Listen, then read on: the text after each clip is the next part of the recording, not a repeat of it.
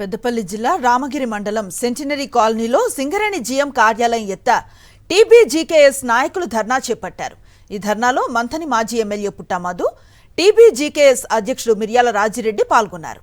అవినీతి, అక్రమాలు, స్కామ్లు, స్కీమ్లపై సిబిఐ, సుప్రీంకోర్టు జడ్జితో విచారణ జరిపించాలని బీఆర్ఎస్ తెలంగాణ బొగ్గుగని కార్మిక సంఘం ఆధ్వర్యంలో సింగరేణి వ్యాప్తంగా ధర్నాలు, రాస్తారోకోలు చేపట్టారు. కేంద్రంలో ఉన్న బీజేపీ ప్రభుత్వానికి చిత్తశుద్ధి ఉంటే కాంగ్రెస్ ప్రభుత్వాన్ని బర్తరఫ్ చేయాలని డిమాండ్ చేశారు. 9 బ్లాక్ టెండర్లను రద్దు చేశారంటేనే అందులో మోసం ఉందని అర్థమవుతోందన్నారు.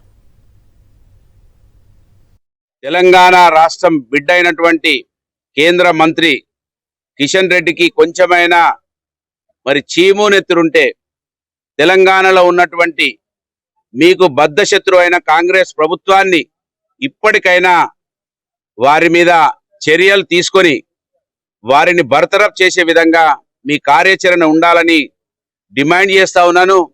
ఇంకా ఏ ఎంక్వైరీ అవసరం లేదు. టెండర్లు రద్దు చేసిరంటేనే ఖచ్చితంగా మీ లోపల ఆ టెండర్ల లోపల మోసం ఉన్నదనేది నిర్ధారణ జరిగిపోయింది.